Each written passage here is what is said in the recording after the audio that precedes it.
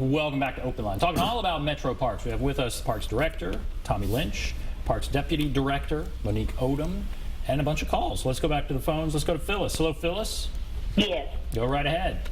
I am a senior citizen, and years ago, before I retired, I used to take children to the Metro Park centers to swim. And I noticed then that they only had one time a week for the senior citizens with arthritis or other disabilities. And then me and my daughters went a couple of years ago to a center, and we wanted to go swimming. I'm on a very fixed low income, and I cannot afford to go to the Y, but I have severe arthritis. Now, when we went to the pool was green water and poo floating on top of it. And we could not swim. No kids were there, but they hadn't cleaned up the pool. And I was wondering why also it's not been cleaned up readily, and there's only very limited time given to senior citizens to work in the water. Water aerobics is good for your arthritis.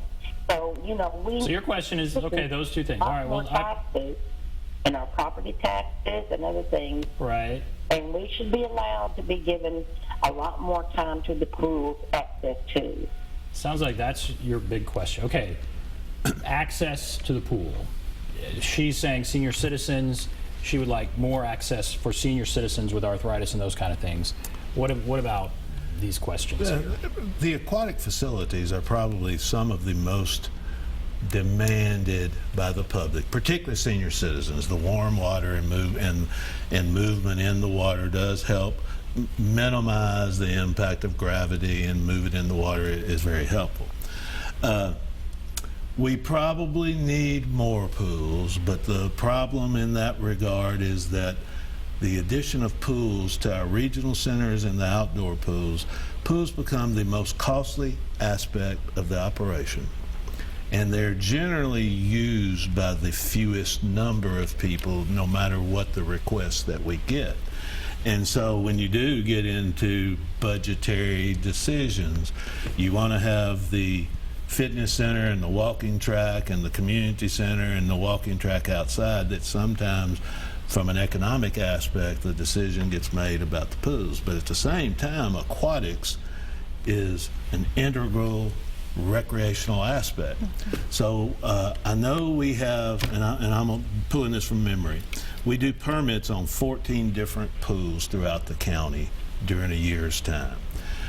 We have indoor pools at several of our regional centers. We have one at East Park, we have one at Coleman Park, and we have one at Hadley Park. At Smith Springs, where we're getting ready to start construction of a new community center, we'll have a pool there as well. We have pools at the Centennial Sportsplex, and then we operate Wave Country during the summertime. I would dare say if the pool was green and there was poo in it, it had not opened for the summer yet. Right. Or it had already been closed by our staff because of the sanitary issues that are required by the health department to address with pools, require us to self-close. Call the inspector if you have anything like that. Now, our season, the typical pool season, might be in your home pool or at a HOA somewhere. It might be Memorial Day to Labor Day.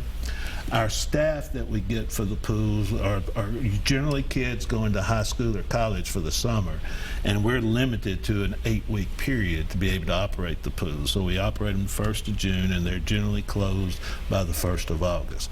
That's at the outdoor pools. That's one of the things that is a constraint that we have in relation to aquatics. But it is a focus. We have quality Red Cross certified lifeguards, but soliciting people to take the training for lifeguards when the pay is not that different from McDonald's or Burger King is tough. And this would be another area, right? Yeah. Where Right. if she should participate in this master plan. Absolutely. Plan to play, take the survey. Right. Absolutely. And she can do that online, or go to a public meeting? She can go to a public meeting, and those public meetings will be listed on our web page. We just finished, I think maybe the 5th of several that we had in that first round. We'll have another round in October. All right, let's go to Tiffany. Hello, Tiffany. Hello. Yes, I live in this last year, and my grandson is 5 years old, and he's paying $2 for service card. This is really enjoying it. But I was wanting some information on the junior Grizzlies basketball program.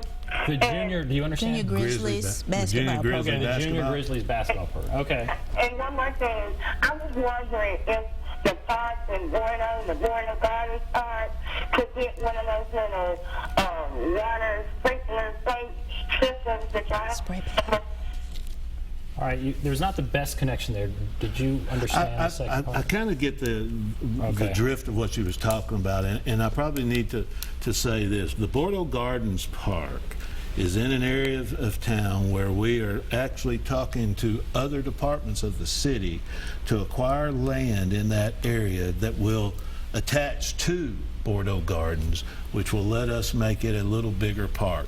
We have a very active homeowners group out there. We deal with them on, they let us know on a regular basis what we need to do to provide better service, and that's one of the areas that we're looking at to expand into. So I can't promise that it'll be there by next spring, but at some point in time I think that will be something. And spray pads has been something that we have put into several parks across the county instead of having pools. It's like a water playground.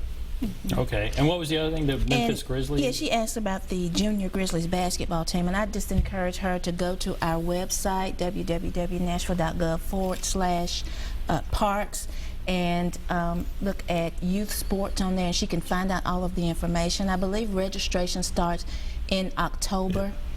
So she can find out information. And then if she's talking about from Bordeaux Gardens, if she's in Bordeaux, we have Hadley Community Center and Hartman Community Center that are Correct. both relatively close, Correct. as well as Luby Community Center. Well, and then the teams are grouped by age. Yeah. So that's Okay. great. All right, very good. Okay, thank you for that, Phyllis. Let's go to Don. Hello, Don. Yes, sir. Go right ahead.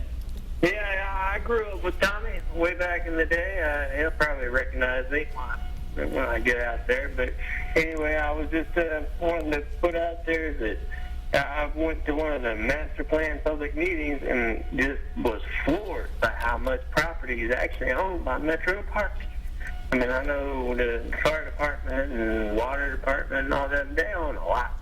The parks owns, 10, 20,000 acres? It's ridiculous. And they have all that maintenance to take care of. And I was hoping to solicit some kind of just statement that I could hear off the air from Monica or Tommy saying, how do they take care of all that? I mean, it's an enormous amount of property. People don't realize it's so much. Okay, great. Thank you for that. Thank you, Don. Thank you. I will tell you, we have 15,873 acres as of today. It may be expanding in the near future. And again, after the 2010 flood, in 2011, we worked with various groups to come up with the open space plan.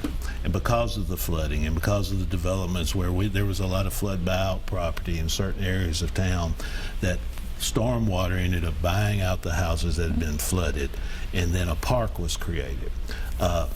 England Park over in West Nashville near West Park was created after the flood.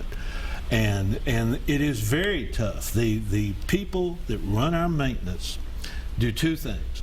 They look at the areas that we have to mow, plus there's also a measure of maintenance you have to do for natural areas, invasive plant removal and things of that nature. It's one of the reasons why, and I think I mentioned it first, Mayor Dean in his last budget added right at $1 million for maintenance of the parks. Mayor Berry in this budget that we're in now, $1.6 million was added primarily for maintenance of the parks. They understand the growth and what we've been doing and how we've been maintaining. And one of the questions in the survey is we're only getting a 68% approval rating for how we maintain the parks. That's almost a pretty good rating considering the amount of under budgeted we had been in the past. We're moving forward. We're going to cut down the interval between the times we mow fields, play areas, and things like that. And again, as Monique mentioned, our maintenance staff is some of the top people that we have in the entire department. Yeah. And that sounds like that's a focus. So that's an important thing. That's an important aspect Very of what we important. do. The better it's maintained, the safer it is, the closer you get to the intent of what it was built for. All right, let's go to Anthony. Hello, Anthony. Yes. Go right ahead. Yes. As the city becomes more and more diverse, do you have any community centers that reflect diverse programming? Community centers and diverse programming. Who wants to take that? I'd say one of the primary centers that reflect diverse programming is Coleman Community Center.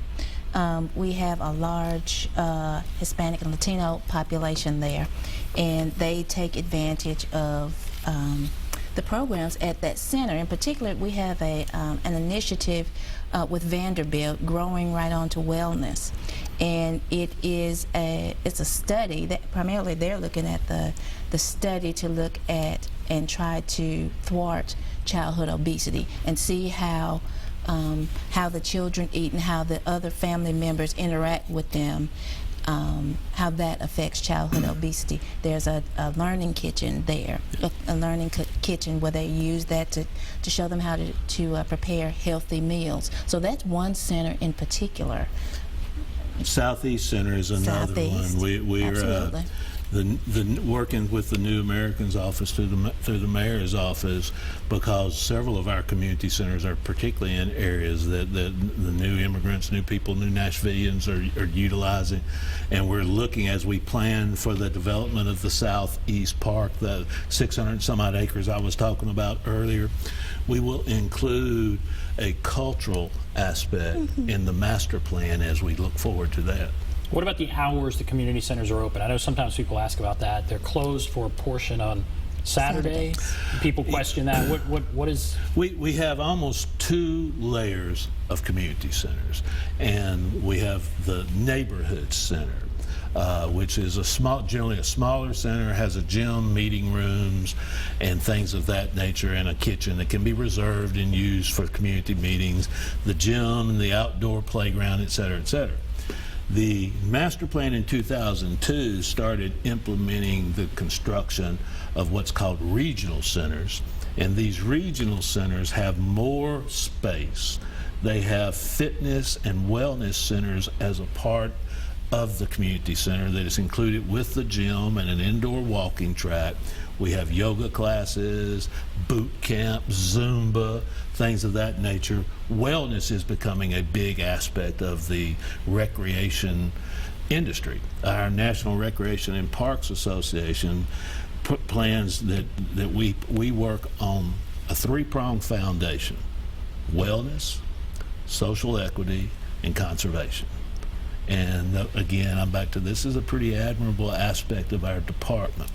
And to try to on a place where we used to close pools because of certain people going swimming, now we're trying to put more pools across the county for everybody. That is. Okay, Art, we have to take a break. If you're on the line, hold on. We'll take a break, get to your calls. We'll be back right after this.